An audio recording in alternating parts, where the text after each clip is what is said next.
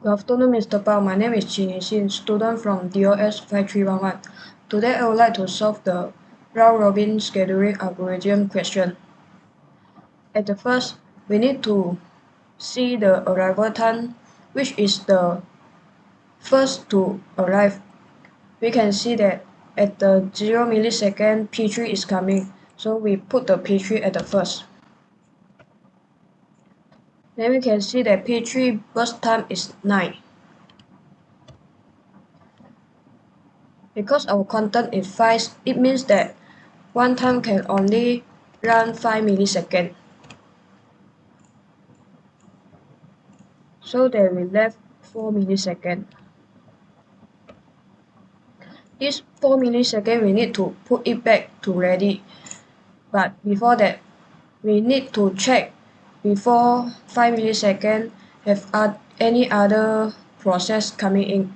We can see that at the 2 millisecond P1 is coming. So we put the P1 at the back of P3.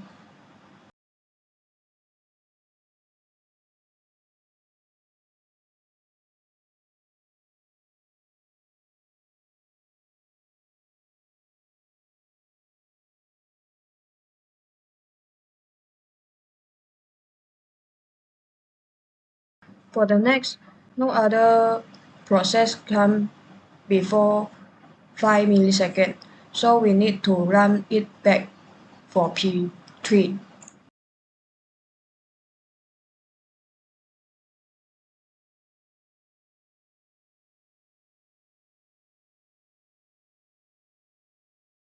So for the next, we can continue to see which is the 6 millisecond.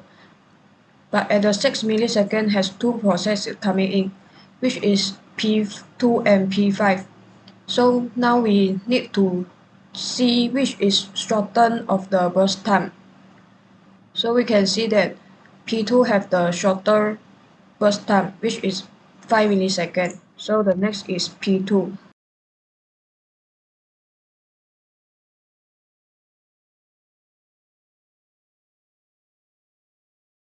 And the next is P5.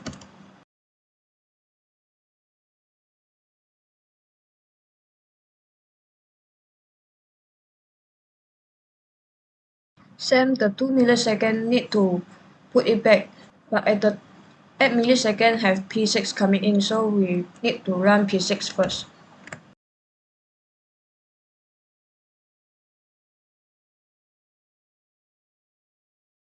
At the last is P5, 2 millisecond.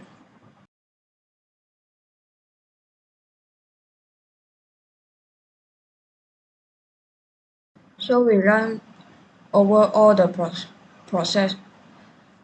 Now we need to check the last millisecond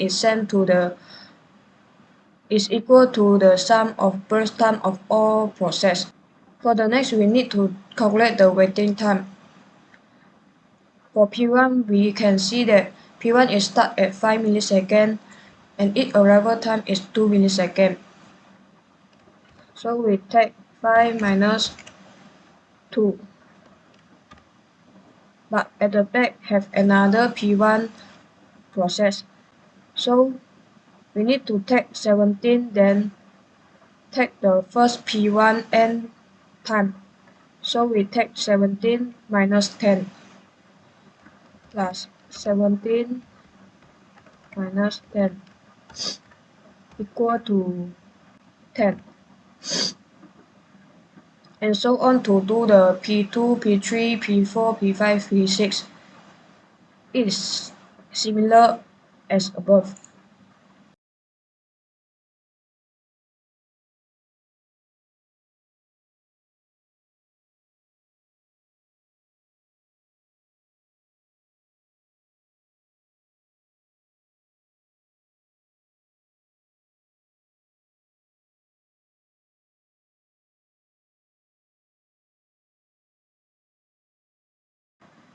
For the average waiting time, we need to take the sum of waiting time of all process, then divided by 6 process, which is equal to 20.83. So that we complete all the question. Thank you for listening. Thank you. A very warm welcome to the respected lecturer and to all the fellow viewers. Today, as for the operating system group assignment, me and my group have chosen topic 2, which will be scheduling algorithms. And without further ado, I'll present my part of the topic, and which will be primitive shortest job first. And thus, our question we have submitted in the report. And proceeding with my part of the presentation, this is the schedule for step 1. In this schedule, I've stated process, burst time, arrival time, and priority. And yeah, according to the discussion and study, our first process is process 3, process 1, followed by process 4, process 2, process 5, process 6. And then the burst time for each of the process will be 9, 6, 3, 5, 7, and 4. The arrival time, as it follows: 0, 2, 4, 6, 6, and 8. And priority will be 1, 5, 2, 3, 4, and 6. And thus, moving on with the schedule for primitive shortest job first, which will be primitive as JF. As for first process, you'll be getting process 3, and that is because 3 has the highest burst time, which is 9. And thus, it ends at 2. Looking at the table, it ends at 2, and at 2, we get two processes, which will be process 3 and process 1. Process 3 and process 1 ends at 2. And thus, process 3 will be burst time number 7. Process 1, the burst time will be the burst time 6. And the reason why burst time for process 3 is 7, and that is because we have deducted the time, which is 2 millisecond, and 9 minus 2 is 7. All right, then moving on, we choose the process for this, and process for this schedule will be choosing the lowest burst time, which will be P process 1, thus followed by uh, the end time, which will be 4 stated here. And we will get three processes, which will be process 3, process 1, process 4. And likewise, the burst time stated here: burst time 7, burst time 4, burst time 3. And we have minused exactly with the difference, which will be 2, 4. The difference between them is 2, and we have minused 6 minus 4. Sorry, 6 minus 2 will be 4. So thus we'll be choosing the lowest burst time, which will be 4 again. And thus we will also look at the next process and end time, which will be 6. And at the end time of 6, we'll be getting process 3, process 1, process 4, process 2, process 5. And for all of them, we have equally calculated and stated their numbers, which will be burst time 7, burst time 4, burst time 1, burst time 5, burst time 7. And we look at their end time, which is also known as arrival time. And this is what we have got. And for process, we have chosen the lowest burst time, which will be 4 again, process 4. And the end time is 8. And at 8, we get process 3, process 1, process 4, process 2, process 5, and process 6. And over here for process 4, no, not process 4. After getting all of these processes, we state the burst time 7, burst time 4, burst time 1, burst time 5, burst time 7, burst time 4. And as we can see, we have stated all the arrival times. And right now, it's time for us to state the plus with the burst time of the current lowest process, I mean current lowest burst time, to get the next arrival time, which will be process 4, burst time 1 plus 8 will be getting 9, thus terminating process 4. We are left with process 3, process 1, process 2, process 5, process 6, and process 3 will be burst time 7, process 1 burst time will be 4, process 2 burst time will be 5, process 5 burst time will be 7, process 6 the burst time will be 4.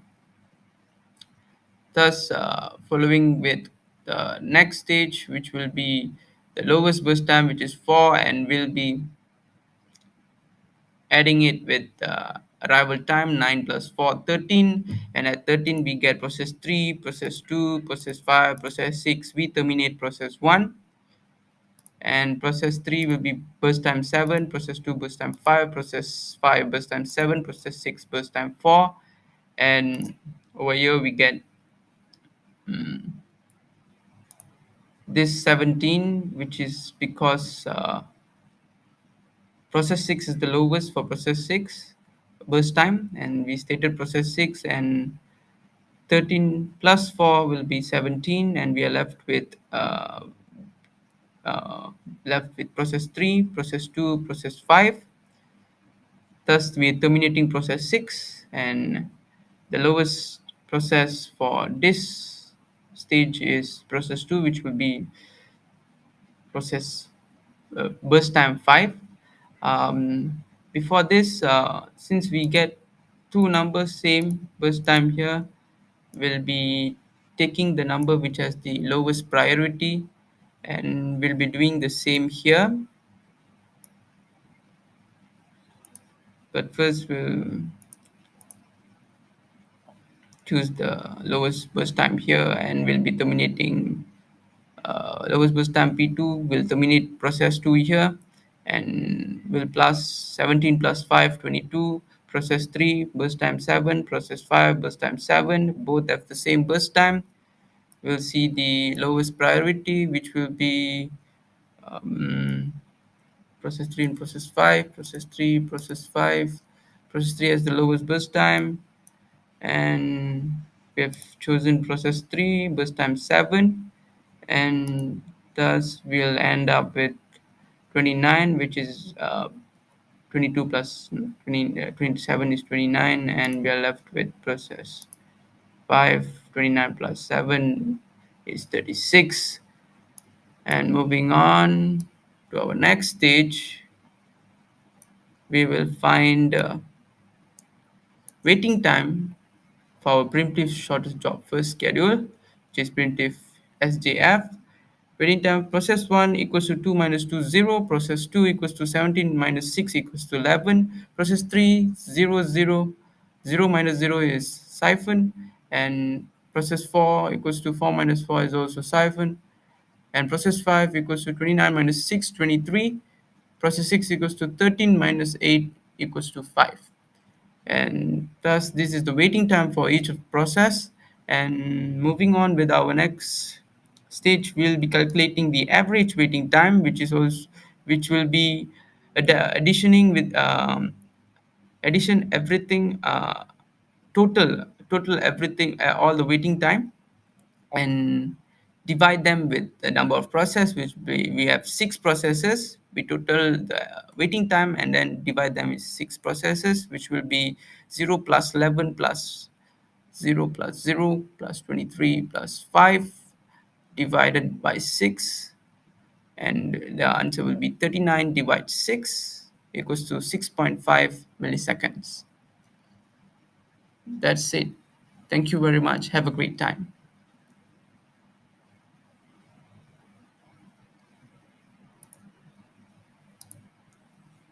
Hi, I am Ko Hui Ling and I will be presenting the non-preemptive shortest job first.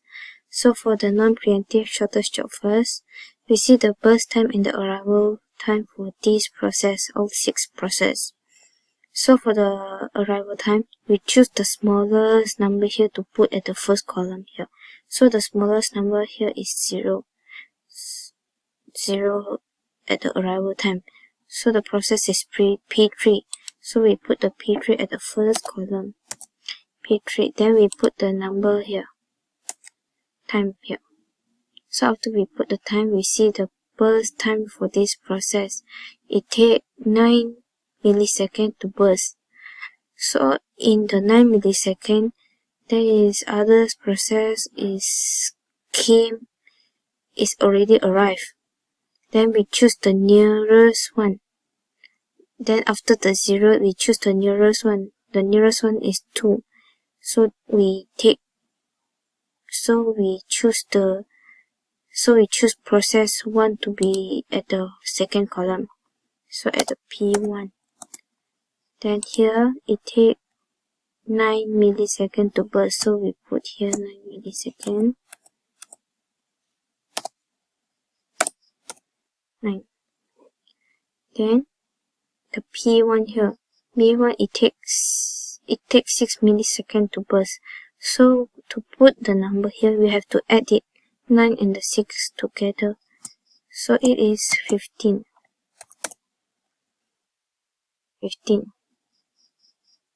Yeah, we have done this one, and also we have done this one. Okay, so for the third one, you also have to choose the nearest arrival time. So the nearest arrival time is 4.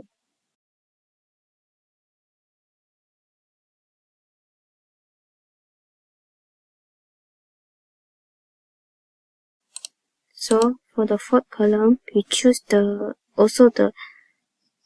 least arrival time. Then we got here 668. So there is 2 6 here. Then we have to see the burst time. We have to choose the shortest burst time to be in the fourth column at the Gantt chart here. So we choose P2.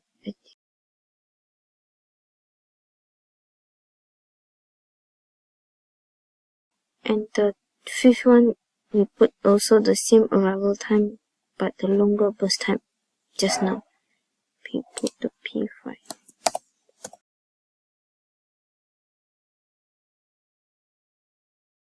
Then the last one is the P6 here, so we add in here P6.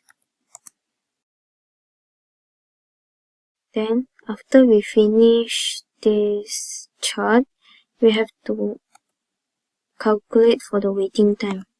So waiting time for P1, we have to see the arrival time here. P1 arrival time is 2, but it started at 9. So take 9 minus 2, so equals to 7.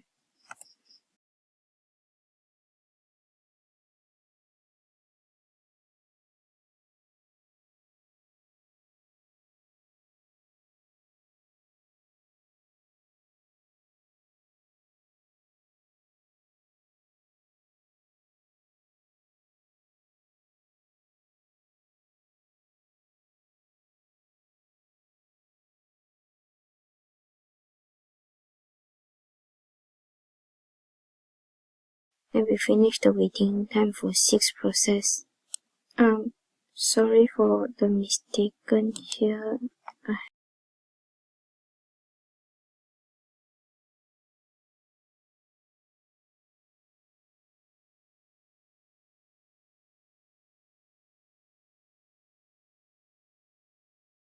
Then for the average waiting time, F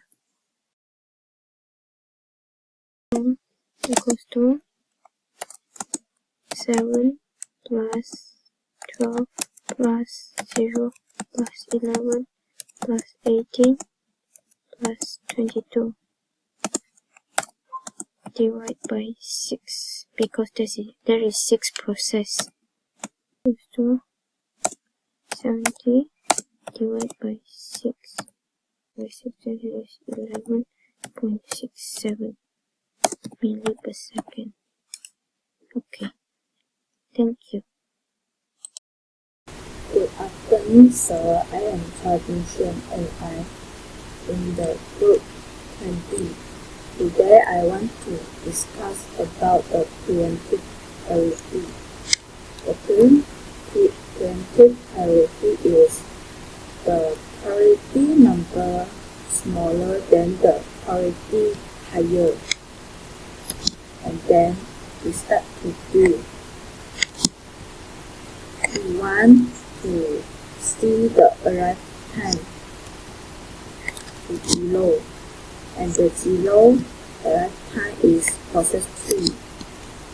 Process 3 is coming in, and then when the arrival time is 2, then the process 1 is coming in, and we want to see the parity number, who is the number smaller. The process 3 is the number smaller, and when arrival time is 4, then the process 4 coming in, and we want to see who is the parity higher.